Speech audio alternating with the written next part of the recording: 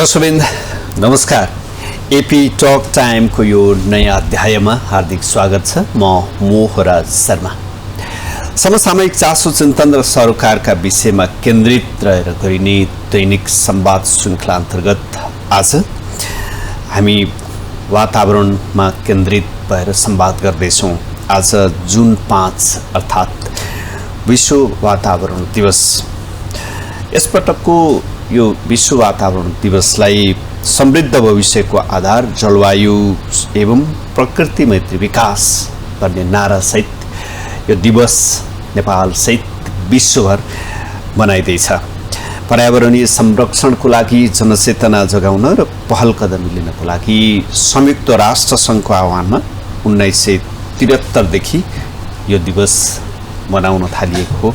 नेपालमा पनि जलवायु परिवर्तन पछिल्लो समय यो सबैभन्दा ठुलो चुनौतीको रूपमा, विश्वव्यापी चुनौतीको रूपमा देखिएको समस्या हो र त्यस्तो यो समस्याबाट नेपाल पनि त्यसको धेरै प्रभाव परेको मुलुक अन्तर्गत पर्छ। जलवायु परिवर्तनका कारण थुप्रै ठाउँको जनजीवन, रहनसहन, जीवनशैली लगायत थुप्रै विषयमा यसले प्रभाव पारिरहेको छ। सरकारले यसको न्यूनीकरण अथवा त्यसलाई कसरी व्यवस्थापन गर्ने भन्ने विषयमा काम गर्दै आएको छ। यद्यपि यसबारेमा निकै धेरै काम गर्न बाँकी छ। आजको दिन यसै सम्बन्धी जनचेतना विस्तारको लागि विभिन्न ठाउँमा विभिन्न कार्यक्रमको आयोजना भइरहेको छ। यसै सन्दर्भमा केन्द्रित रहेर हामी संवाद गर्दैछौँ। हामीसँग यो वातावरण तथा जलवायु क्षेत्रमा निकै लामो समयदेखि काम गरिरहनुभएका विज्ञ पटु कृष्ण उप्रेती आज हामीसँग हुनुहुन्छ। वरिष्ठ तथा अन्तर्राष्ट्रिय स्तरमै ख्यातिप्राप्त वातावरणविद तथा जलवायु परिवर्तन विज्ञ। उहाँले नेपालमा जलवायु परिवर्तनको क्षेत्रमा नीतिगत रूपमा पनि निकै ठुलो उहाँको भूमिका छ। झन्डै 3 दशक नेपाल सरकारको वन तथा वातावरण मन्त्रालय अन्तर्गत रहेर काम गर्नुभयो।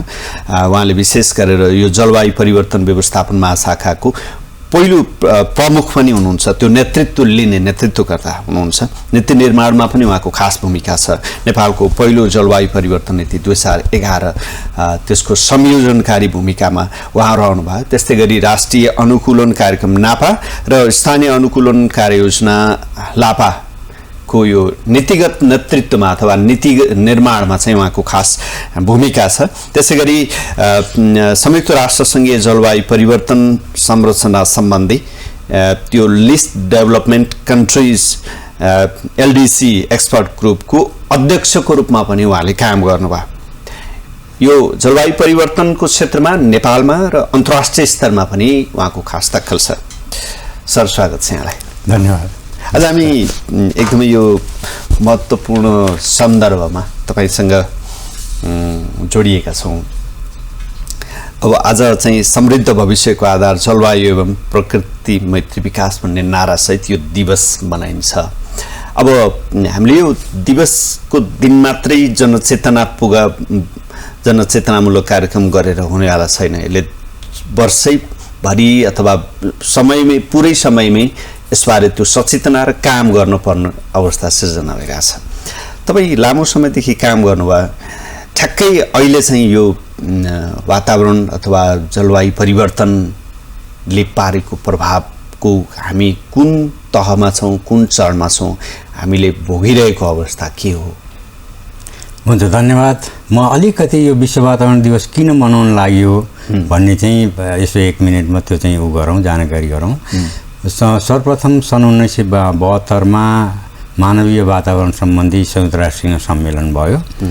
त्यो चाहिँ जुन 5 को दिन सुरु भयो हुनाले जुन 5 लाई विश्व वातावरण दिवसको रूपमा मनाउनको लागि संयुक्त राष्ट्रको साधारण सभाले सन् 1972 को डिसेम्बरतिर निर्णय गर्यो। त्यसपछि हजुरले भन्नुभएको जस्तो 1973 देखि यो चाहिँ सबै देशहरू, विशेष गरेर संयुक्त राष्ट्रको सदस्य राष्ट्रहरूमा मनाउन थालियो र अति कम विकसित देशहरू, विकासशील देशहरू र मा चाहिँ अझ बढी जनचेतनाको अभाव चाहिँ खड्किएको हुनाले यसलाई चाहिँ व्यापक बनाउन थालियो। र यो वातावरणीय समस्या विभिन्न दशकमा विभिन्न प्रकारले चाहिँ निस्केका छन्। जस्तो हामीले 1960s का समस्याहरू एक प्रकारले हेर्छौँ, जस्तो चाहिँ अब जस्तो धेरै चाहिँ वन विनाशसँग नै सम्बन्धित भयो। 70s मा जाँदाखेरि पनि पेस्टिसाइडका कुराहरू, 60s मा पनि पेस्टिसाइडका कुराहरू आए र 80s मा जाँदाखेरि ओजोन तह डिप्लिसनको कुराहरू आए, अलिकति क्लाइमेट चेन्जको कुराहरू चर्चामा आउन थाल्यो साइन्टिफिक लेभलमा। अनि 90s मा जाँदाखेरि धेरै चाहिँ दिगो विकासको अवधारणा अगाडि बढ्यो। अब त्यो दिगो विकास प्राप्त गर्नको लागि हामीले यो जस्तो दिगो विकासको लागि 3टा पिलर हामीले जुन भन्छौँ, इकोनोमिक, सोसल र चाहिँ ऊ चाहिँ इन्भाइरोमेन्टल पिलरहरूमा फोकस चाहिँ के हुन थाल्यो भने कन्जर्भेसनमा काम गर्ने, संरक्षणमा काम गर्नेहरूको चाहिँ वातावरणमा ऊ चाहिँ यसलाई दिगोपना कसरी क्रिएट गर्ने भन्नेतिर लाग्यो र सोसल डेभलपमेन्ट र इकोनोमिक डेभलपमेन्टमा कसरी हामीले चाहिँ यो ऊ चाहिँ वातावरणीय पक्षलाई एकीकृत गर्दै गएर त्यसलाई कार्यान्वयन गरेर दिगो विकासको लक्ष्य हासिल गर्न सकिन्छ अथवा विकासबाट प्राप्त हुने लाभलाई अलिकति दीर्घकालसम्म पुर्याउन सकिन्छ भन्ने ऊ चाहिँ आयो। अब यो विभिन्न चरणमा विभिन्न प्रकारले आयो र चाहिँ अब अहिले आएर यसलाई चाहिँ प्रकृति मैत्री कसरी बनाउन सकिन्छ। हामीले अलिकति प्रकृतिको प्राकृतिक स्रोतको नष्ट पनि गऱ्यौँ, बिगार्यौँ र त्यसबाट निस्केका सृजना भएका समस्याहरूलाई अब समाधान गर्नको लागि हामी नेचर बेस्ड सोल्युसनमै जानुपर्छ भन्ने प्रकारले हाम्रो पूर्वाधार, विशेष गरेर पूर्वाधार विकासलाई चाहिँ प्रकृति मैत्री बनाउने अथवा वातावरण मैत्री बनाउने र यही बीचमा जलवायु परिवर्तन ठुलो समस्याको रूपमा देखियो। यो किन भयो त भन्दा आर्थिक विकासको दौरानमा धेरै जसो यो फसिल फ्युलहरू हैन जीवाश्म इन्धनहरूको प्रयोग हुन थाल्यो र तापक्रममा वृद्धि हुन थाल्यो। त्यो तापक्रमको वृद्धिबाट सृजना भएका समस्याहरू अझ व्यापक हुँदै गए। अब अहिले वर्षा कहिले हुन्छ भन्ने थाहा भएन। अहिले पहिला वर्षा हुँदाखेरि बिस्तारै वर्षा हुन्थ्यो, उति नै होला अहिले पनि, तर अहिले अलिकति आइगौटी वर्षा चाहिँ बढी हुन थाल्यो। त्यसले गर्दाखेरि प्रकृतिको एकातिर प्रकृति विनाश बढ्दै गयो, अर्कोतिर प्रकृतिको क्षमता जुन थियो त्यो क्षमता चाहिँ घट्दै गयो। त्यसलाई मेन्टेन गर्न सक्ने क्षमता अथवा त्यसलाई सुधार ल्याउन सक्ने क्षमता चाहिँ घट्दै गयो। त्यसो हुनाले अहिले अब हामी 2020 देखि नै चाहिँ के उसमा फोकस आयो भने त अब यसलाई प्रकृति मैत्री बनाउने, हाम्रो इकोनोमीलाई कसरी ऊ चाहिँ ग्रिनिङ गर्न सकिन्छ, हरित इकोनोमीको चाहिँ कुरा गर्ने भन्ने उसमा चाहिँ गयो। त्यही भएर त्यो सम्भावना छ, त्यसका लागि विभिन्न उपायहरू छन्। अब ती उपायहरूमध्ये हामीले पनि प्रयोग गरेका छौँ। जस्तो अहिले धेरै लिने चाहिँ वातावरणीय प्रभाव मूल्याङ्कनको कुरा गर्छन्। संसारभरि यो टुलले राम्रोसँग काम गरेका छ। हामीले पनि यो देशमा करिब 3 दशक भयो यसलाई लागू गरेको, कानुनी रूपमै लागू गरेको। तर समस्या कहाँनिर भयो त भन्दा हामीले रिपोर्ट मात्रै तयार गर्ने भयौँ, रिपोर्टले भनेका कुरा इम्प्लिमेन्ट गर्ने भएन। अथवा हाम्रो समस्या चाहिँ के भने जलवायु मैत्री बनाउनको लागि त अझै हामीले केही काम गर्नु छ। हाम्रो अलिकति एडाप्टेसनमा अनुकूलनका लागि नीतिहरू छन्, मिटिगेसनका लागि पनि। मिटिगेसन पनि एउटा समस्यालाई न्यूनीकरण गर्ने भयो, चुनौतीलाई न्यूनीकरण गर्दै जाने, र अर्को चाहिँ हरितगृह ग्यासको उत्सर्जनलाई न्यून गर्ने कुराहरू, ती पाटाहरू पनि छन्। तर अब धेरै हाम्रो चाहिँ अनुकूलित कसरी हुँदै जाने, किनभने हरितगृह ग्यासको निष्कासन अति नै न्यून छ। हाम्रो ग्लोबल लेभलमा हेर्दाखेरि 0.058% जति होला टोटल इमिसनको, भने एकदमै थोरै छ हाम्रो। त्यसो हुनाले हामीले गरेर अब संसारलाई त्यत्रो कन्ट्रिब्युट गर्न सक्दैनौँ। त्यो भएर एडाप्टेसनमा अनुकूलनमा हामी जाने हो। त्यो भएर अहिलेको लिङ्क चाहिँ के भयो त भन्दा प्रकृति, त्यसको महत्त्व अझै चाहिँ उसलाई रिमाइन्ड गराउने।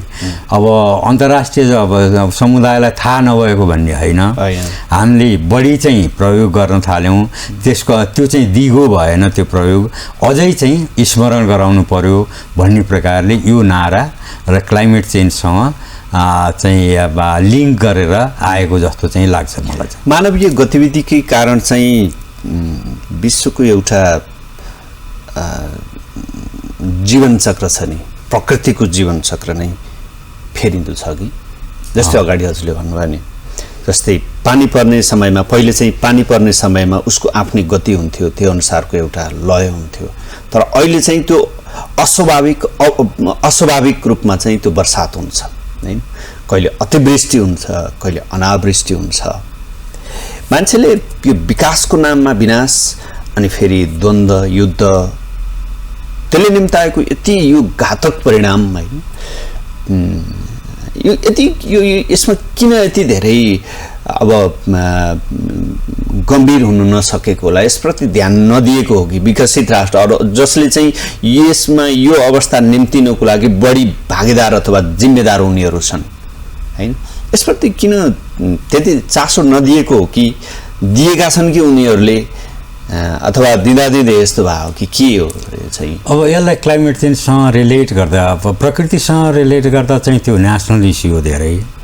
किनभने हाम्रो प्राकृतिक स्रोतलाई विनाश गर्ने अथवा त्यसलाई संरक्षण गर्ने र विकास हामीलाई चाहिन्छ, हामीलाई पूर्वाधार विकास चाहिन्छ हैन। हामीलाई ऊर्जा उत्पादन पनि त्यत्तिकै जरुरी छ, जलविद्युत ऊर्जा, त्यस्तै प्रकारले सडक निर्माण पनि त्यत्तिकै छ। सहरी क्षेत्रमा चाहिँ मल्टी स्टोरी बिल्डिङहरू त्यस्तै होला, सडकहरू त्यत्तिकै छ। तर त्यो चाहिँ अझै चाहिँ राष्ट्रिय समस्या अलिकति बढी भयो, राष्ट्रले गर्न सक्छ।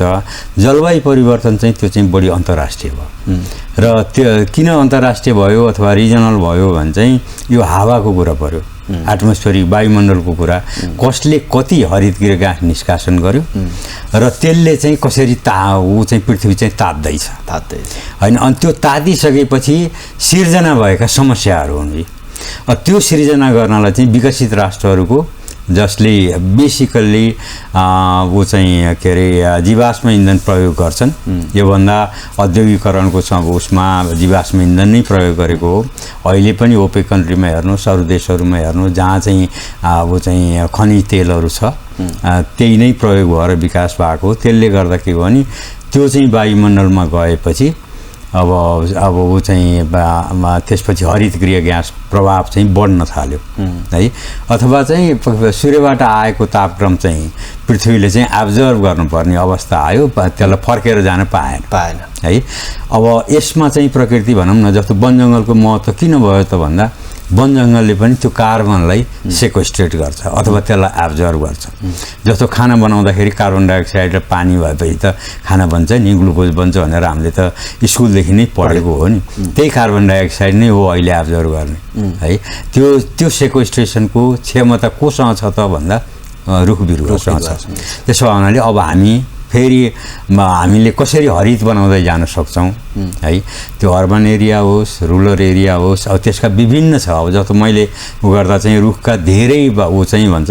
अब हाम्रो पुराणहरू हेऱ्यो भने एक रुख बराबर 10 सन्तान पनि भन्छन् है। त्यसको यसले भन्न खोजेको चाहिँ जस्तो अक्सिजन दिन्छ यसले हामीलाई सास फेर्ने, हामी एकछिन पनि बाँच्न सक्दैनौँ। त्यही चाहिँ अक्सिजन चाहिँ हामीले वायुमण्डलबाट त्यत्तिकै ल्याछौँ, अस्पताल गएर अक्सिजन लिनु पऱ्यो भने पैसा तिर्नुपर्छ हैन। अनि त्यस्तै प्रकारले यसले चाहिँ माटो संरक्षण गर्ने, पानी संरक्षण गर्ने, छारी दिने है, कार्बनलाई सेक्वेस्ट्रेट गर्ने, दाउरा दिने, अब चाहिँ घाँसपात दिने, यसका धेरै छन्, टिम्बर दिने। यसको मल्टिपल बेनिफिट्सहरू छ। त्यो मल्टिपल बेनिफिट्सहरूलाई चाहिँ हामीले प्रयोग गर्ने दौरानमा के भने अन्धाधुन्ध प्रयोग गर्यो। जस्तो अब सडक चाहियो, सडकलाई कति चाहिँ जङ्गल चाहिएको हो त, त्यो भन्दा पनि यही सडक बनाउने निम्मा हामी अलिकति बढी कसरी काट्न सक्छौँ भन्ने हाम्रो त्यतापट्टि, अथवा अलिकति हामी अलि लोभी भयौँ कि जस्तो लाग्छ मलाई चाहिँ। किनभने नभए नेचरले आफैले सस्टेन गर्दै गएको थियो, पहिला गर्छ पनि, त्यो क्षमता छ। तर हाम्रो एप्रोच चाहिँ के हो भने विकास गर्दाखेरि कसरी चाहिँ अब अथवा विकासलाई दिगो बनाउने र विनाशलाई कम गर्ने। विनाश त हुन्छ, त्यसमा हामीले केही गर्न सक्दैनौँ। त्यसलाई चाहिँ कसरी एक्सेप्टेबल लेभलमा लिएर आउने, त्यसको लागि विभिन्न प्रविधिहरू छन्, विभिन्न विधिहरू छन् है, नभएका हैनन्। त्यसलाई हामीले त्यसलाई चाहिँ ध्यान दिन सकेनौँ भन्छु म चाहिँ। र डकुमेन्टहरू अथवा पोलिसीहरूमा सबै कुरा छन्, तर अपरेसनल लेभलमा जाने हो भने चाहिँ ती चाहिँ छैन। त्यसो भए हुनाले यो समस्या चाहिँ बेसिकली विकसित राष्ट्रहरूमा र चाहिँ अति कम विकसित अथवा आइल्यान्ड कन्ट्रीहरूमा, सामुद्रिक देशहरूमा, अफ्रिकामा छ। अब हाम्रो माउन्टेनस कन्ट्री भएको हुनाले हाम्रोमा अझै चाहिँ यो चाहिँ व्यापक रूपमा चाहिँ अगाडि बढिरहेको छ। त्यसको प्रभाव चाहिँ अब त्यो हरितगृह उत्सर्जन गर्ने मुलुकहरू ठुला मुलुकहरू भए हैन, जसले औद्योगिक कल कारखाना युद्ध अथवा जति पनि यो छन्, तर त्यसको प्रभाव भोग्ने मध्ये हामी पनि हौँ। किनभने जस्तै त्यसको कारण चाहिँ अब हामी हिमालतिर गयौँ भने एकदमै पहिला हिउँले भरिने ती पहाडहरू अहिले एकदमै कालो पहाड जस्ता देखिन्छन्। हिउँ सकिँदै गएको यो विश्वव्यापी चिन्ता छ। सर, जस्तै तपाईँ निकै लामो समयदेखि यसैमा विज्ञता हासिल गर्नुभयो, काम गरिराख्नु भएको छ, सरकारभित्र रहेर अथवा सरकारको निकायमा रहेर या बाहिर होइन। हाम्रोमा चाहिँ तपाईँले भन्नुभयो नीतिगत रूपमा हामीले एकदम ठिकठाक छौँ हजुर होइन, तर कार्यान्वयन चाहिँ त्यो नीति भने त कार्यान्वयन गर्न होला होइन। कार्यान्वयनमा के समस्या हो, के अवरोध हो र त्यो हुन किन सक्दैन, त्यो के कारण हो खासमा? मलाई चाहिँ कस्तो लाग्छ भने मैले सरकारमा करिब 30 वर्ष जति चाहिँ काम गर्दाखेरि मेरो आफ्नो अनुभव चाहिँ हामी एकदम चेन्जिङ र चाहिँ हामीले हाम्रो चाहिँ फिक्स्ड पोलिसी राम्रो छ है। हामीले कानुन पनि राम्रो बनाएको छौँ, अब रणनीतिहरू पनि राम्रो छ, त्यसका कार्यक्रमहरू पनि छन्, तर जहाँ त्यसलाई कार्यान्वयन गर्ने हुन्छ नि, त्यो कार्यान्वयन गर्ने अवस्थामा चाहिँ हामी धेरै चुक्यौँ। किन चुक्यौँ त भन्दा अब चाहिँ ती डकुमेन्टहरू चाहिँ कार्यान्वयन गर्ने भन्दा पनि अब त्यसलाई सेल्फमा राखिराख्ने हामीले गरिहाल्यौँ भने हामीले कानुनको पालना गरिहाल्यौँ, त्यो कार्यान्वयन गर्नको लागि होइन। म एउटा सानो इक्जाम्पल, एउटा हाइड्रो पावर प्रोजेक्टले अब यसलाई जनरलाइज चाहिँ गर्न मिल्दैन, तर धेरै जसोमा हाइड्रो पावर प्रोजेक्टले अब कति मेगावाट जेनेरेट गर्ने हो, त्यसको लागि चाहिँ अब वातावरण संरक्षण ऐन र नियमावलीको व्यवस्था अनुसार चाहिँ प्रारम्भिक वातावरणीय परीक्षण अथवा वातावरणीय प्रभाव मूल्याङ्कन स्वीकृत गर्नुपर्छ। उनीहरूले त्यो स्वीकृत पनि गर्छन् है। त्यसले के गर्छ त भन्दा एउटा डेभलपमेन्ट प्रोजेक्ट कुनै एउटा लोकेसनमा स्थापना, सबै लोकेसनको वातावरणीय अवस्था त उस्तै हुँदैन होइन। त्यो लोकेसन स्पेसिफिक हुन्छ। हामीले आयोजना तहकोलाई चाहिँ बढी इम्पोर्टेन्स दिएका छौँ, त्यो भएर धेरै अध्ययनहरू भएको छ यहाँ, र त्यसले चाहिँ त्यहाँ के चाहिँ हामीले काम गर्छौँ र के चाहिँ त्यसले इम्प्याक्ट पार्छ, त्यसलाई चाहिँ फेरि त्यो इम्प्याक्ट पनि त्यसलाई पहिचान गर्न सकिन्छ है, सिधै पार्ने। अब जति कति रुख काट्नुपर्छ होइन, अथवा खोलालाई कता बङ्ग्याउनु पर्छ, डाइभर्ट गर्नुपर्छ भने त्यो एउटा ठ्याक्कै थाहा हुन्छ। एउटा चाहिँ भोलि के हुन्छ, जस्तो यता एउटा प्रोजेक्टलाई हात्तीको रूपमा सम्झाउनु भयो भने हात्ती त्यहाँबाट गेटबाट यता आयो, यहाँ आउँदाखेरि त्यसले के भाँच्छ त्यो थाहा हुन्छ होइन। किनभने त्यो प्रोजेक्ट एरियामा के कुरा कन्स्ट्रक्सन हुन्छ, त्यसले ल्यान्ड युज कसरी चेन्ज हुन्छ, त्यो पहिचान भयो। त्यसपछि अनि हात्तीले सुँड र चाहिँ ऊ चाहिँ के अरे पुच्छर हल्लाउँछ कि हल्लाउँदैन भन्ने त अहिले हामीलाई थाहा छैन। त्यो चाहिँ प्रेडिक्सन, यसले हल्लायो भने के हान्छ। जस्तो यहीँ आएर हान्दाखेरि तपाईँ क्यामेरा ढाल्देला, पहिला सुरु आउँदा त केही नढालिकन जाला होइन। त्यसले मैले एउटा इक्जाम्पल मात्र ल्याएँ, त्यो चाहिँ प्रेडिक्सन, त्यही भएर यो प्रेडिक्टिभ टुल हो। अब त्यो प्रोजेक्ट इम्प्लिमेन्ट गर्ने भन्दा पहिला र त्यो चाहिँ प्रेडिक्टेड इम्प्याक्ट र आइडेन्टिफाइड इम्प्याक्ट चाहिँ कुन चाहिँ सिग्निफिकेन्ट छ। जस्तो कहिले के भन्छ जङ्गलमा चाहिँ पुतली छ, चरा छ भनौँ न, एकदम अब स्पाइनी भ्याब्लर छ, एकदम अब नेपालमा पाइने चरा, इम्पोर्टेन्ट चरा छ। मैले सानो इक्जाम्पल मात्रै दिएँ। त्यसलाई चाहिँ के भने प्रभाव पर्छ अथवा ब्लास्टिङ हुन्छ, चरा उठ्छ भने त्यो इम्प्याक्ट हो, किनभने उसले आफ्नो वासस्थानबाट उड्नु पर्यो नि। त्यो फेरि आउँछ कि आउँदैन हामीलाई थाहा छैन। त्यसलाई सिग्निफिकेन्ट भन्ने किन भन्ने, त्यहाँनिर हाम्रो अचम्मै कमजोरी छ। 30 वर्षमा हामीले त्यसलाई इम्प्रुभ गर्न सकेनौँ र त्यसलाई यदि त्यो सिग्निफिकेन्ट छ भने त्यसलाई पहिला चाहिँ हटाउने, एडभर्स इम्प्याक्टलाई, अनि त्यसले कसरी घटाउने, त्यो पनि नसके कसरी क्षतिपूर्ति दिने। जस्तो भनौँ एउटा गाउँबाट सडक लान लाग्छ, 10वटा घर चाहिँ परे अथवा कसैको ऊ चाहिँ के अरे खेतबारी पर्यो भने त क्षतिपूर्ति दिनु पऱ्यो नि। पहिला हटाउने कोसिस गर्ने, त्यसपछि घटाउने कोसिस गर्ने इम्प्याक्टलाई, त्यो पनि नभए क्षतिपूर्ति दिने र अनुकूल प्रभावलाई हामीले कसरी इन्हान्स गर्ने, बढोत्तरी कसरी गर्ने, जम्मा यी 7वटा कुरा हुन् होइन। अब यहाँ चाहिँ के हो भने कानुन बमोजिम रिपोर्टहरू तयार भए, कहिले कभर पेज मात्रै आउँछ, कट एन्ड पेस्ट, अनि प्रेसर लाग्छ होइन।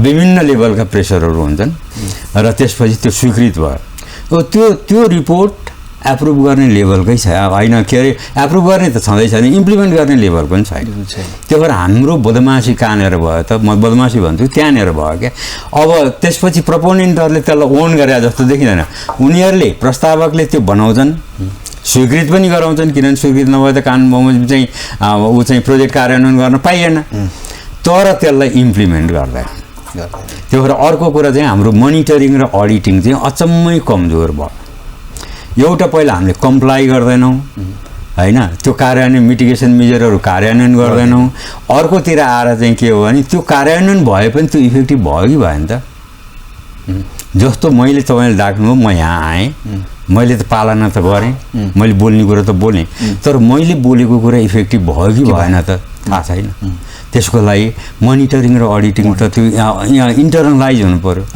होइन ती पाटोहरू कमजोर भयो त्यो भएर हामीले के भन्यौँ त भन्दा वातावरण संरक्षणको कुरा यो बोल्ने मात्रै हो गर्ने होइन भन्ने मनस्थिति डेभलप भएपछि के भने हामीले समस्या मात्रै क्रिएट गऱ्यौँ संसारभरि जस्तो विकसित देशहरूमा पनि यही हो गरे हामी कहाँ पनि यही हो उनीहरूको अपरेसनल लेभलमा जान्छ सबै कुरा हाम्रो एप्रुभल लेभलमा मात्रै टुङ्गिन्छ एप्रुभलमा जानुको कारण पनि अथवा त्यो पनि पहुँचका आधारमा हुन्छ होइन पहुँच छ अथवा इन्फ्लुएन्स धेरै प्रभाव होइन आर्थिक चलखेल अब भनौँ न सर होइन जस्तै सानातिना कुराहरूमा पनि यो कुरा हाबी भएपछि मेरो पहुँच छ भइहाल्छ नि होइन एप्रुभ गर्ने ठाउँमा पनि होइन मैले चिने मान्छु मेरो नजिकको मान्छु मेरो पहुँच छ त्यो स्वीकृत हुन्छ जब यस्तो हुन्छ नि सर अनि यसले हामीले दिगो विकासको कुरा गर्छौँ त्यो कोही कसैको व्यक्तिगत स्वार्थका कारण राष्ट्रलाई कति ठुलो क्षति भइरहेछ तपाईँले त नीतिगत रूपमा त यत्रो राम्रो काम भइरहेछ भन्नुभयो तर कार्यान्वयनको चरणमा सधैँ यस्तै भइरहँदाखेरि हामीले त्योबाट पाउने लाभको कुरा छोडिदिउँ त्योबाट हामीले हानि बेहोरिरहेको अवस्था छ एक्ज्याक्टली एकदम ठिक हो त्यो कुरो त मैले भन्नु अब अर्को समस्या के भयो त भन्दा कसैले कम्प्लाई गरेन त्यो अनुसार कार्यान्वयन भएन गर्छु एउटा भनेको थियो EIA रिपोर्टमा यो गर्छु भनेर उसको फिजिबिलिटी रिपोर्टहरू अनुसार नै त्यही प्रोजेक्टले आखिर त्यो त उसले त आफ्नो ओनरसिप त लिनु पर्यो नि प्रपोनेन्टले रिपोर्ट तयार भएपछि कन्सल्ट्यान्टले बनाइदिनु भयो अब कन्सल्ट्यान्टहरू कहिले कहिले चाहिँ एप्रुभलसम्मको ठेक्का लिने भयो होइन अनि त्यसपछि अब उसले प्रपोनेन्टले बिचैमा चेन्ज गरेर अर्को ऊ चाहिँ बनाउने भयो त्यसपछि सरकारले चाहिँ जरिवाना गर्ने भयो जरिवाना गरेपछि सबै खतमात अब यही चाहिँ EIA को रिपोर्ट अनुसार चाहिँ काम भएन भनेर सरकारले 1 रुपैयाँदेखि 20 लाखसम्म जरिवाना गरेको छ नाउ यु क्यान इमेजिन अब 20 लाख जरिवाना किन गर्यो त 25 लाखसम्म जरिवाना गर्ने कानुनी व्यवस्था थियो 20 लाख गरेपछि उसले गरेका सबै गल्ती माफ भए त्यो लिगलाइज भयो अब त्यस पछाडि लेभलाइज भयो उसले जुन अपराध भनेपछि तपाईँ के भयो त भन्दा मल्टिमिलियन प्रोजेक्टहरूलाई त त्यो 20 लाखको केही कुरा भयो केही भएन त्यसले गर्दाखेरि त्यसले पारेको असर कसले हेर्दैन त त्यो भएर यो कम्प्लायन्ससँग पनि अथवा जरिवाना गर्ने कुराहरू पनि त्यो पाटो भन्दा पनि हामीले चाहिँ के भने जस्तो म कहिले कहिले भन्छु कसैले प्रोजेक्ट लिएर आयो म पशुपतिमा मन्दिर फालेर म चाहिँ यहाँ 10 स्टार होटेल बनाउँछु भन्यो उसले भन्न त पायो दिने नदिने भने त सरकारको काम हो सरकारको कुरा हो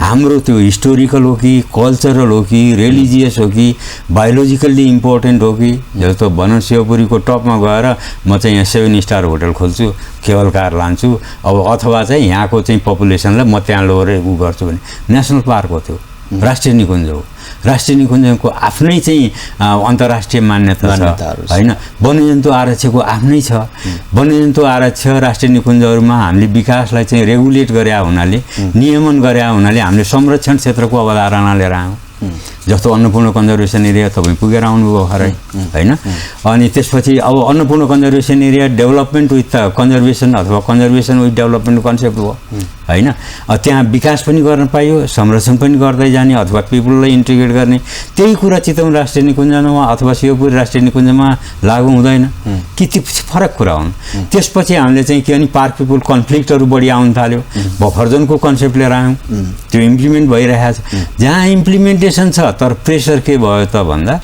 प्रेसर चाहिँ के हो नि जहाँ चाहिँ धेरै जस्तो अब सेक्युरिटी भएको ठाउँमा प्रोजेक्टहरू लाँदाखेरि ढुक्क प्रोजेक्टलाई केही पनि गर्नु पर्दैन त्यही भएर पार्क एरियाहरूमा बढी चाहिँ अब सेक्युरिटी छ त्यहाँ त्यसो भएपछि चाहिँ अलिकति अब त्यसो भएर हामीले रिसोर्स कहाँको युज गर्ने हामीले हेर्नुपर्ने त्यो रिसोर्सको भ्यालु के छ होइन अहिले हिजो होइन अस्ति पनि कुरा भएको थियो उसमा के अरे हाइड्रो पावर प्रोजेक्टहरूले चाहिँ माछा चाहिँ को लागि चाहिने 10% पानी पनि छोडेनन् सुक्खा भयो ड्याम साइटभन्दा तल सुक्खा भयो पहिला हामीले के बुझ्नु पर्यो त भन्दा त्यहाँ चाहिँ कति इम्पोर्टेन्ट रिसोर्स छ राज्यको लागि त्यो त्यही बचाउनु पर्ने छ कि त्यसलाई अन्यत्र बचाए पनि हुन्छ त्यो भएर रिसोर्सको भ्यालु थाहा हुनु पर्यो नि रिसोर्सको भ्यालु पनि हामीलाई थाहा छैन होइन ल फिस ल्याडर बनाइदिने भन्छ फिस ल्याडर जहाँ बनाइदिनु पानी नगएको ठाउँमा फिस ल्याडर बनेको पनि छ हाम्रो माछाले त्यो फिस ल्याडर भने भर्याङ त हो माछा चढ्ने भर्याङ त हो त्यो चढ्न जाने आइजाने होइन त्यो पनि हामीलाई थाहा छैन त्यो भएर कति कुराहरू चाहिँ के भने त्यो चाहिँ कहिले थाहा हुन्छ त भन्दा फिस ल्याडर बनाएर मोनिटरिङ गरेपछि साँच्चै नै हाम्रो माछाले चढ्न जाने कि जानेनन् त्यो कुरा चाहिँ अर्को प्रोजेक्टमा हामीले चाहिँ कन्सिडर गर्न पायौँ नि त्यो नभइकन भनौँ न अब 20 वर्ष अगाडि जस्तो प्रकारका मिटिगेसन मेजरहरू थिए अहिले पनि त्यस्तै छन् है कस्तो विडम्बना है सर तपाईँले यहाँ कुराकानी गरिरहँदा एउटा चित्र आउँछ ठ्याक्कै चित्र आउँछ होइन हामीले कुरा गरिरहेका छौँ हाम्रो एउटा यो त हाम्रो सभ्यता विकास मानव जीवनलाई नै प्रभाव पार्ने महत्त्वपूर्ण विषय छ हैन त्यो सवाल हो नि त हैन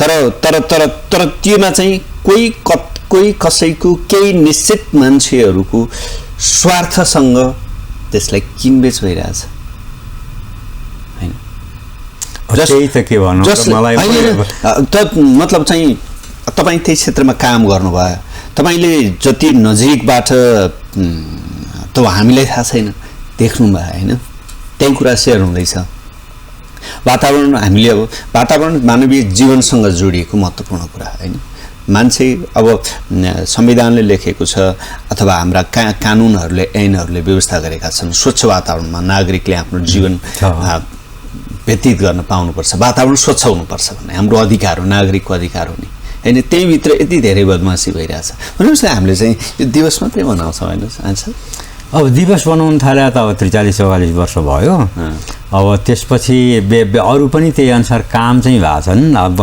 काम चाहिँ बेसिकल्ली एकदम स्लो भयो र चाहिँ गर्न सकिने कुरा पनि हामीले गरेनौँ भन्छु म चाहिँ गर्न सकिने धेरै कुराहरू थिए हैन र मैले अहिले पनि हेर्दाखेरि के हेर्छु भने चाहिँ अरू देशमा अब यही कुरा भुटानमा जस्तो EIA कै कुरा फेरि दोहोऱ्याउँदाखेरि नेपालबाट भुटानले पनि सिक्यो हैन बेसिकल्ली डकुमेन्टेसनको पाटोमा पोलिसी बनाउने स्ट्राटेजी बनाउने कानुनमा राख्ने यस्ता कुराहरूमा हामीले धेरैले सिकायौँ है तर भइदियो के भने उनीहरूले त्यो अनुसार इम्प्लिमेन्ट गर्दै गए काम गरे हामीले चाहिँ के गर्यौँ रिपोर्ट मात्रै बनायौँ हामीले चाहिँ रिपोर्ट मात्रै प्रब्लम चाहिँ त्यहाँ हो र यो चाहिँ अर्को पाटो चाहिँ के हो भने हामीले पोलिटिकल लेभललाई या त बुझाउन सकेनौँ अथवा त्यो अपर्च्युनिटी भएन अथवा यहाँ चाहिँ अर्को तदबुलले चाहिँ अर्कै चिजले चाहिँ काम गर्यो भनौँ हैन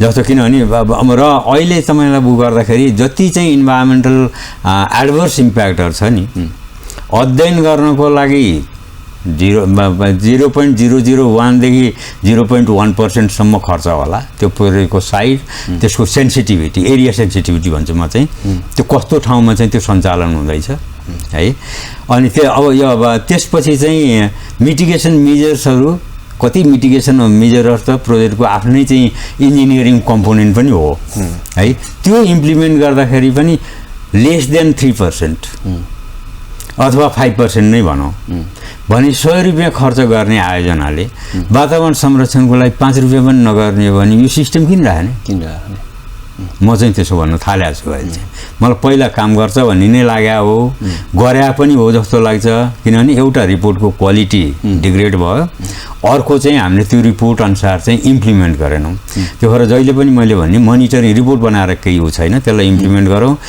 स्ट्रङली मोनिटरिङ र अडिटिङको पाटो गऱ्यौँ भने हामीलाई चाहिँ राम्रो हुन्छ भन्ने चाहिँ मेरो धारणा हो। सर, दुईवटा कुरा, वातावरणीय क्षेत्रमा स्टेटले, राज्यले होइन, हामीले स्थानीय स्तरमै त्यसलाई काम गर्न सक्ने भयो होइन। यदि राज्यले आफ्नो नीति अनुसार त्यसलाई एकदमै प्रपरली काम गर्न सक्यो भने त्यो अवस्था हामीले मेन्टेन गर्न सक्ने भयो। वातावरणीय कुरा है, हाम्रो यहाँको स्थान जलवायु परिवर्तन विश्वव्यापी समस्याको कुरा भयो होइन। वातावरणको क्षेत्रमा हामीले गरिरहेको के भन्ने कुरा त हामीले कुराकानी गरिरहेछौँ।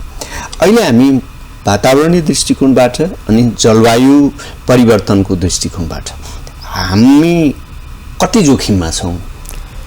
जलवायु दुइटै एकदम सेन्सिटिभ भयो। जलवायु परिवर्तनको तुरुन्तै देखिने भयो, किनभने अब यो वर्षासँग बढी रिलेटेड भयो र चाहिँ अब कहिले पानी पर्छ, कहिले सुक्खा हुन्छ। अब हामीले प्रेडिक्सन पनि अब छैन। अब जस्तो क्लाइमेटको कुरा गर्न साथ हामीलाई करिब 30 वर्षको चाहिँ डेटा चाहिन्छ होइन।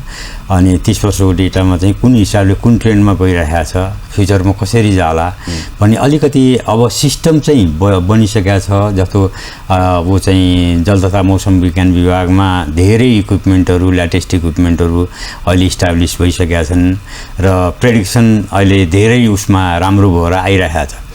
अब जलवायु परिवर्तनको समस्यालाई मलाई लागिन्जेलसम्म के छ भने इन्फ्रास्ट्रक्चरमा बेसिकल्ली अब यो चाहिँ धेरै उसँग चाहिँ खोलाको नदीको उसँग चाहिँ सम्बन्धित भएको छ। माथि कता पर्या हुन्छ पानी, त्यसले एकैचोटि लिएर आएर बगाइदिइरहेको छ। यसलाई क्लाइमेट रेजिलियन्ट कसरी बनाउनु त है? त्यसका टेक्नोलोजीहरू होइन एभाइलेबल छन्। कति कस्टली छ हेरौँ न। हाम्रो डिजाइनलाई के गर्नु पर्यो भने पहिला क्लाइमेट टेक्नोलोजी, क्लाइमेट रेजिलियन्ट कसरी बनाउन सकिन्छ भन्ने त्यो सोचबाट जानु पर्यो र त्यो EIA-बाट पनि सकिन्छ। TOR-मै हालेर चाहिँ अनि यसलाई यसो क्लाइमेटको पार्ट पनि हेर्नु भन्न सकियो नि त। त्यही भएर अब एउटा इन्भाइरोमेन्टको लागि इस्टाब्लिस सिस्टम छ, त्यही सिस्टममा अर्को क्लाइमेट रेजिलियन्टको पार्टहरूलाई चाहिँ अथवा क्लाइमेट एडाप्टिभ कहाँ पोटेन्सियल छ। जस्तो चाहिँ अब हाम्रो चाहिँ हिमतालहरू फुट्न लाग्यो, अलिकति माथि गएर अहिले त्यो टेक्नोलोजी छ नि त होइन। त्यो टेक्नोलोजी भएको हुनाले त्यसलाई युज गर्ने मात्रै हो र त्यसको पोसिबिलिटीहरू के छ त्यसलाई अलिकति थोरै धेरै अध्ययन पनि पर्दैन, धेरै पनि मेहनत गर्नु पर्दैन भन्छु। किनभने डेटाबेसहरू चाहिँ क्रिएट गर्दै जाने र चाहिँ त्यसको चाहिँ सर्भिलियन्स मोनिटरिङहरू गर्दै जाने गऱ्यो भने बेनिफिट कसलाई हुन्छ त? इन्भेस्टरलाई हुन्छ होइन। अब समस्या कहाँनिर छ? जस्तो भनौँ न, एउटा हाइड्रो पावर प्रोजेक्टको अब कहिले परामर्शदाताहरूले सेयर गर्दा बडो इन्ट्रेस्टिङ लाग्छ मलाई। लोनमा लिनुपर्ने हुन्छ, त्यो लोन ब्याङ्कबाट अब त्यो ब्याङ्कलाई पनि, राष्ट्र ब्याङ्कले चाहिँ इन्भाइरोमेन्टल एस्पेक्टलाई कभर गर्नु, क्लाइमेट चेन्जलाई भनेर चाहिँ इन्स्ट्रक्सन दिइसकेको छ। त्यो बेलामा चाहिँ अब त्यो त्यस्ता सबै कुरा डिटेलमा लेखिदियो भने लोन कम्ती आउँछ है। त्यसो भएर त्यहाँ चाहिँ के भयो त भन्दा कसरी एड्रेस गर्ने भन्नुभन्दा पनि मैले कसरी लुकाउने समस्यालाई, अनि त्यो चाहिँ एकैचोटि जान्छ। अब पछि त एकैचोटि बग्ने भयो त भनेपछि त्यो पोसिबिलिटीहरू प्रशस्त छ। यसलाई के गर्नु पर्यो त? रिओरिएन्ट गर्नु पर्यो। हाम्रो ह्युमन रिसोर्सलाई रिओरिएन्ट गर्ने र उनीहरूलाई यी कुराहरू, यी समस्याका कुराहरू हुन्, यसमा चाहिँ अलिकति सिरियसली लाग्नुपर्छ भन्ने। अब यो कभर पेज चेन्ज गर्ने गर्ने भन्ने कुराबाट चाहिँ हामी मुक्त हुनु पर्यो। त्यस्तालाई कारवाही पनि गर्नु पर्यो होइन। अब उसले कमिट गरेको त्यही EIA रिपोर्टमै म मिटिगेसन मेजरलाई यति पैसा खर्च गर्छु भनेर लेखेकै हुन्छ। That is a legal document. कानुनी रूपमा स्वीकृत भएको लिगल डकुमेन्ट अनुसार इम्प्लिमेन्ट हुँदैन भने त सकिहाल्यो नि। समस्या त्यो हो। त्यो भएर मैले अपरेसनल इस्यु हो भन्नु भने। त्यो भएर अब राम्रा कुरा मात्रै गरेर भएन, नीतिहरूले राम्रा कुरा गरेको छ, कानुनमा भनेको छ, तर त्यसलाई अपरेसनमा आउँदैन भने त अनि हामीले यो समस्या भोग्नै पर्छ। यो अझै बढी भोग्दै जाने हो। अब हामी त अहिले ठ्याक्कै भन्ने भने चाहिँ अब मनसुन सुरु हुँदैछ। मनसुनको बेला एकदमै अप्रत्याशित त्यस्ता घटनाहरू भइरहेका हुन्छन् जसले मानवीय क्षति, भौतिक क्षति हामीले बेर्नु परिरहेको अवस्था छ होइन। भनेपछि सबैभन्दा हामीले एकदमै आम बुझाइमा एउटा त्यो छ नि, सेटिङमा के राजनीति त्यस्तै, अब ब्युरोक्रेसी त्यस्तै, सबैतिर सेटिङले गर्दा केही निश्चित मान्छेहरूको, निश्चित व्यक्तिहरूको, निश्चित स्वार्थ समूहहरूको चाहिँ स्वार्थ पुरामा हाम्रो सिस्टम चलिरहेको छ। तपाईँले भन्नु मिल्ला नमिल्ला होइन मैले भन्ने त मलाई त्यस्तो ऊ त केही छैन मैले नि आफूले देखा हो मेरो जागिर चाहिँ मैले 30 वर्ष काम गर्दाखेरि बागमती नदी क्रस नगरेका कर्मचारी हुँ म अथवा मेरो चाहिँ बबरमहल सिंहदरबार थापुथली मैले 30 वर्ष चाहिँ त्यसरी चाहिँ खाएँ त्यही भएर बाहिरको धेरैको ऊ थाहा हुनुभन्दा पनि मलाई चाहिँ किनभने मलाई कस्तो लाग्छ भने यो हामीले आफूले पनि बिगार्या हो कर्मचारी हामी आफैले पनि बिगार्या हो है किनभने हामीलाई त कानुनले त भनेको छ नि त हामीलाई नीतिले त यो गर भनेको छ परिधिमा रहेर काम गर्छ त्यो परिधिमा काम गर्दै सकिहाल्यो नि होइन अहिले सर्भिस त्यतिखेरको सर्भिस डेलिभरी र अहिलेको सर्भिस डेलिभरी कानुन त कुनै चेन्ज भएको छैन होइन हाम्रो पुरानै छन् होइन सबै कानुनहरू पुरानै होइन त्यो भएर यो एटिट्युडिनल प्रब्लम पनि हो होइन एउटा चाहिँ मलाई के लाग्छ भने तलब चाहिँ थोरै भयो काम चाहिँ राम्रोसँग जोताउनु पर्छ होइन तलब पनि मजासँग दिनु पर्यो उसलाई चाहिँ भनौँ महँगी अनुसारको चाहिँ दियो भने र काम चाहिँ राम्रोसँग गराउनु पर्छ अनि काम गर्दै गएपछि त उसमा त विकास भइहाल्छ नि यहाँ त काम नगरेर समेत विकास नभएको नि त काम नगरेर होइन काम नगरेर नभएको नि त मलाई त्यस्तो लाग्छ है अब त्यो कुरामा जस्तो हाम्रै बेलामा पनि हामी यो समयमा निर्णय हुन्छ भनेर भन्न सक्थ्यौँ यति समयभन्दा बढी लाग्दैन होइन हामीले आएको रिपोर्ट या 30 दिन पब्लिक नोटिसमा जान्थ्यो सार्वजनिक गर्नु पर्थ्यो 31औं दिनमा पनि एप्रुभ गऱ्यौँ डेभलपमेन्ट प्रोजेक्टका इन्फ्रास्ट्रक्चरका उहरू त्यो सकिन्छ त्यो 30 दिनभित्र पब्लिकमा गएको रिपोर्टलाई त अरू इन्टरनल काम त सबै गर्न सकियो नि त त्यसैको लागि कर्मचारी छ नि त त्यत्रो संयन्त्र छ सिस्टम छ नीति छ कानुन छ सरकारको लगानी छ राज्यको लगानी छ त्यही भएर मलाई त यसैबाट पनि तर अहिलेको समस्या चाहिँ के हो भने हामीले यति धेरै नचाहिने कुराहरू पनि हाल्दै गयौँ नि हामी कति ठाउँ प्रिन्सिपलबाट डेभिएट भयौँ र हामीले कहाँ अड्काउन सकिन्छ भन्ने प्रकारले पनि अहिलेको वातावरण संरक्षण ऐन र ऊ चाहिँ 2053 को वातावरण संरक्षण ऐन हेर्नुभयो भने धेरै कुराहरू अहिले अड्काउनुतिर छ होइन अड्काउने व्यवस्था अहिले धेरै छ अब त्यतिखेरको 2054 को वातावरण संरक्षण नियमावली र अहिलेको वातावरण संरक्षण नियमावली हेर्नुभयो भने यति कम्प्लिकेटेड बनाएको छ नि होइन अब सरकारले सरलीकरण त गर्ने भनेको छ अनि यति कम्प्लिकेटेड बनाएको छ नि अब त्यो त हामीले बनायो नि त होइन त्यसलाई सरलीकरण गर्न सकिन्छ त प्रशस्त सकिन्छ किनभने त्यो त फेसिलिटेट गर्दै गएर त्यसलाई इन्भाइरोमेन्ट फ्रेन्डली बनाऊ क्लाइमेट फ्रेन्डली बनाऊ भनेपछि त प्रोजेक्टलाई चाहिँ प्रोजेक्टले पनि बेनिफिट लिन्छ पिपुलले पनि बेनिफिट लिन्छन् रिसोर्सलाई पनि बेनिफिट हुन्छ त्यो एप्रोचबाट जान सकिने प्रशस्त सम्भावना छ अगेन म चाहिँ अपरेसनल इस्यु मात्रै भन्छु हेर्नुहोस् एकदमै हामीले यति लामो कुराकानी गरिरहँदा त्यसको थिम भनेको हाम्रो समस्या हाम्रो बसमा भएको कुरा है जस्तो हाम्रो बसमा भएको कुरामा निम्तिको समस्या र जटिलता भनेको हाम्रो फङ्सनिजम छैन हाम्रो फङ्सन छैन हैन कामै गर्दैन हामीले मैले चाहिँ जसलाई पनि के गर्ने गरेको छु भने कसैले यो लामो हो यो चाहिँदैन किनभने यसको बेनिफिट थाहा छ थाहा नभए पनि होइन होइन अनि त्यसपछि चाहिँ यसले के उ दिन्छ भने हामी इन्भेस्ट गर्नु पर्यो 5 रुपैयाँ किन हामीले खर्च गरिराख्ने भन्ने त्यही कुरा चाहिँ फेरि 5 रुपैयाँ होइन 50 गइरहेको हुन्छ त्यही अरू त्यसैलाई होइन किनभने अब एउटा पाटो चाहिँ के हो भने वातावरणीय अध्ययन गर्नुपर्छ भन्ने चाहिँ अब जनमानसमा यो 30 वर्षको दौरानमा जहाँसुकै प्रोजेक्टले पनि तेरो यही भएको छ भनेर चाहिँ जनताले सोध्ने अवस्था चाहिँ थालेको छ त्यो चाहिँ एउटा उभो सोधेर मात्रै नि भएन गरेछ भनेर पनि भएन देखिनु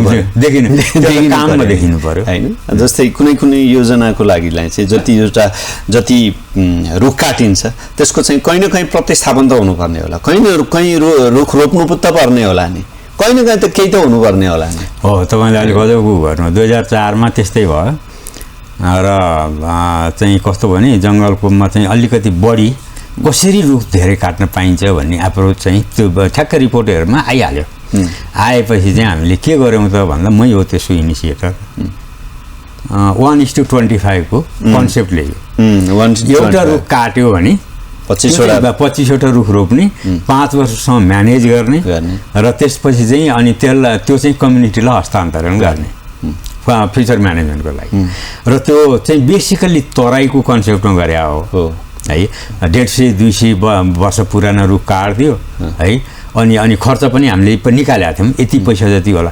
अहिले आएर त्यो चाहिँ पहाडमा कम्युनिटी फरेस्ट्री बढेपछि बाक्लियो नि, बाक्लिएपछि महँगो भयो है। त्यही बिचमा पनि कुरा उठ्यो कहाँ यत्रो विधि सकिन्छ भने पहिला गरेर हेरौँ न। त्यो गर्नुभन्दा अगाडि चाहिँ हामीले चाहिँ बढी कम्प्लेन गर्यो जग्गा कहाँ पाउने भन्न थाले। जब सब प्रति जमिनहरू छँदैछ नि सरकारी जमिनहरू है।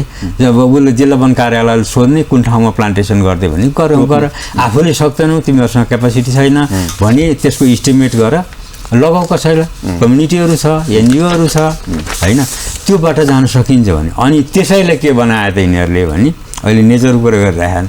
त्यसैले चाहिँ के भने यो विकास विरोधी चाहिँ एप्रोच भयो भने त्यो चाहिँ बायोडाइभर्सिटी कन्भेन्सनको नेपाल पक्षमा हुनाले त्यहाँको त्यो इन्टरनेसनल अब्लिगेसन पनि कभर गरेर चाहिँ त्यो सिस्टम चाहिँ लिएर आयो। अहिले 1:2 सकेर 1:10 पनि भयो। यो चेन्ज गरिरहेको छ होइन।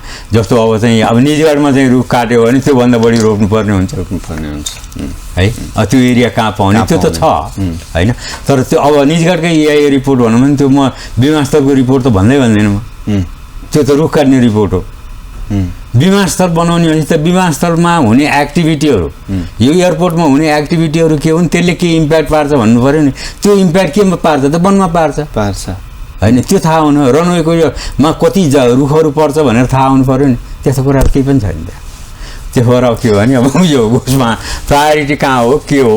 अब बेसिकली लोकेसन स्पेसिफिक इस्युहरूलाई अचम्मै सहिलोसँग हान्नु सकिन्छ। राजनीतिक संयन्त्र प्रणाली हाम्रो व्यवस्था त्यो ठ्याक्कै त्यो जसरी चलिरहेको थियो त्यसरी नै चलिराख्ने भन्ने, त्यसमा सुधार गर्ने, यहाँनिर भएका अप्ठ्याराहरू यसरी सल्टाउने, यहाँ भएका नीतिगत जटिलता यस्ता छन् यसलाई सल्टाउने भन्दा पनि जस्तो चलिरहेछ त्यस्तै चल्नु, उही सेटिङमै चल्ने थियो। अब एक हिसाबले अब चाहिँ यिनी कुराहरू बहस हुनुपर्छ। अब एक हिसाबले चाहिँ अब यो सरकार भनौँ न थुप्रै कुराले यो सरकारलाई प्रश्न गरिरहेको छ होइन। यस्ता कुराहरू भत्काउँदै नयाँ बनाउँदै जानुपर्ने।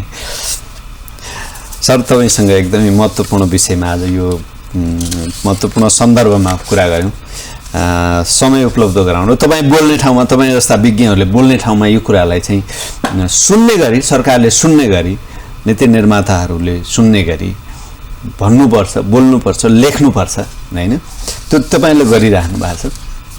आजको लागि समय उपलब्ध गराउनु भयो त्यसको लागि यहाँलाई धेरै धेरै धन्यवाद। मेरो पनि धन्यवाद यो अवसर दिनुभयो। हस् दर्शकवृन्द, आज हामी विश्व वातावरण दिवस, हाम्रो देश पनि वातावरणीय र जलवायु परिवर्तन यी दुवै दृष्टिले एक हिसाबले भनौँ न उच्च जोखिममा भएको मुलुक अन्तर्गत पर्छ।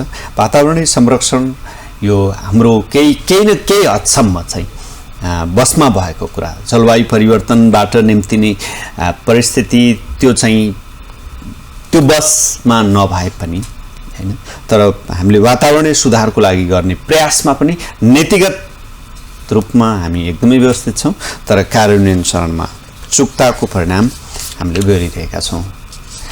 हामीसँग हुनुहुन्थ्यो वरिष्ठ वातावरणविद, जलवायु परिवर्तन विज्ञ बटुकृष्ण प्रेती। उहाँसँगको संवादसँगै आजको लागि एपी टक टाइमको समय सकिएको छ। एपी अन हेर्दै गर्नुहोला। नमस्कार।